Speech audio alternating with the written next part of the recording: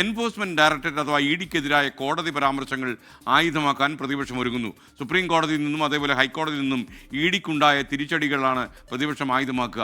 പാർലമെന്റിലും പുറത്തും വിഷയത്തിൽ കടുത്ത പ്രചാരണം നടത്താൻ ഇന്ത്യ മുന്നണി നീക്കം നടത്തുമെന്നാണ് ഞങ്ങളുടെ ഡൽഹി ബ്യൂറോ റിപ്പോർട്ട് ചെയ്യുന്നത്. ബൽറാം നെടുങ്ങാടി വീണ്ടും ചേരുന്നു. ബൽറാം, വളരെ കടുത്ത പരാമർശങ്ങളാണ് സുപ്രീം കോടതിയിൽ നിന്നും ഇ ഡിക്കെതിരെ ഉണ്ടായത്.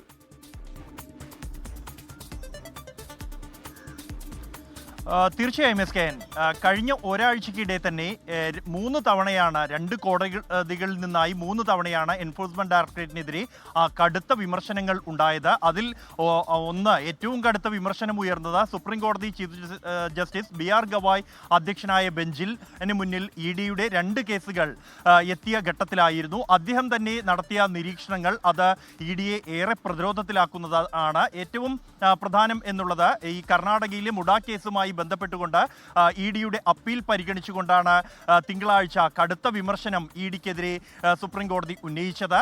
രാഷ്ട്രീയ പ്രാധാന്യമുള്ള രാഷ്ട്രീയ പോരാട്ടങ്ങൾ നിറഞ്ഞ കേസുകളിൽ എന്തുകൊണ്ടാണ് എല്ലായിടത്തും ഇ ഡിയുടെ സാന്നിധ്യമുള്ളത് എന്നും എന്തിനാണ് ഇ ഡി രാഷ്ട്രീയ ആയുധമാകാൻ നിന്നുകൊടുക്കുന്നത് എന്നുമുള്ള പരാമർശം സുപ്രീം കോടതിയുടെ ഭാഗത്തു നിന്നും ഉണ്ടായി. കടുത്ത പരാമർശങ്ങൾക്ക് കോടതിയെ നിർബന്ധിക്കരുത് എന്നായിരുന്നു ജസ്റ്റിസ് BR ഗവായ് ഈ കേസ് ഹർജി പരിഗണിച്ചുകൊണ്ട് അദ്ദേഹം പരാമർശം നടത്തിയത്. മഹാരാഷ്ട്രയിലെ ചില രാഷ്ട്രീയ ഇടപെടലുകളെ കുറിച്ച് തനിക്ക് അറിയാം എന്നും അദ്ദേഹം പരാമർശിച്ചു. ഒപ്പം തന്നെയാണ് മറ്റൊരു കേസാകട്ടെ, ഈ ഇ ഡി കേസുകളിൽപ്പെട്ട ആളുകൾക്ക് നിയമോപദേശം നൽകിയതിൻ്റെ പേരിൽ മുതിർന്ന അഭിഭാഷകർക്ക് സമൻസ് അയച്ച ഇ ഡി നടപടിക്കെതിരെ സുപ്രീം കോടതി സ്വമേധയാ എടുത്ത കേസായിരുന്നു. ആ കേസ് പരിഗണിക്കുന്ന ഘട്ടത്തിലും കടുത്ത വിമർശനങ്ങൾ സുപ്രീം കോടതിയുടെ ഭാഗത്തു നിന്നും എൻഫോഴ്സ്മെന്റ് ഡയറക്ടറേറ്റിന് എതിരെ ഉണ്ടായി.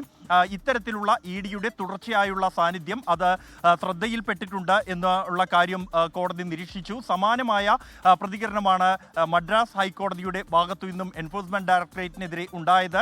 ഇ ഡി സൂപ്പർ പോലീസ് കളിക്കുകയാണ് എന്ന അതിരൂക്ഷമായ വിമർശനം മദ്രാസ് ഹൈക്കോടതിയുടെ ഭാഗത്തു നിന്നും കഴിഞ്ഞ ദിവസം ഉണ്ടായിരുന്നു. ഈ വിഷയങ്ങൾ എല്ലാം തന്നെ ആയുധമാക്കാനാണ് ഇന്ത്യ സഖ്യത്തിന്റെ നീക്കം. പ്രധാനമായും കഴിഞ്ഞ ലോക്സഭാ തിരഞ്ഞെടുപ്പിൽ അടക്കം ഇക്കാര്യങ്ങൾ എൻഫോഴ്സ്മെന്റ് ഡയറക്ടറേറ്റിനെ രാഷ്ട്രീയമായി ദുരുപയോഗം ചെയ്യുന്നു എന്ന് കാണിച്ചുകൊണ്ട് രാജ്യവ്യാപകമായ പ്രചാരണം ഇന്ത്യ സഖ്യം നടത്തിയിരുന്നു. ആ പ്രചരണം തുടരുകയാണ്. അതിനിടെ കോടതിയിൽ നിന്നുൾപ്പെടെ തങ്ങൾ പറഞ്ഞ കാര്യങ്ങൾ ശരിയാണ് വയ്ക്കുന്ന തരത്തിലുള്ള പരാമർശങ്ങൾ ഉണ്ടായിരിക്കുന്നത് രാഷ്ട്രീയമായി തന്നെ ഉപയോഗിക്കുക എന്ന ലക്ഷ്യമാണ് ഇന്ത്യ സഖ്യത്തിനുള്ളത്. വിഷയം പാർലമെന്റിലും പുറത്തും ഉപയോഗിക്കുമെന്നും ഇക്കാര്യം ഉന്നയിച്ചുകൊണ്ട് പ്രചാരണം നടത്തും എന്നുമാണ് ഇന്ത്യ സഖ്യ നേതാക്കൾ വ്യക്തമാക്കുന്നത്. SKN.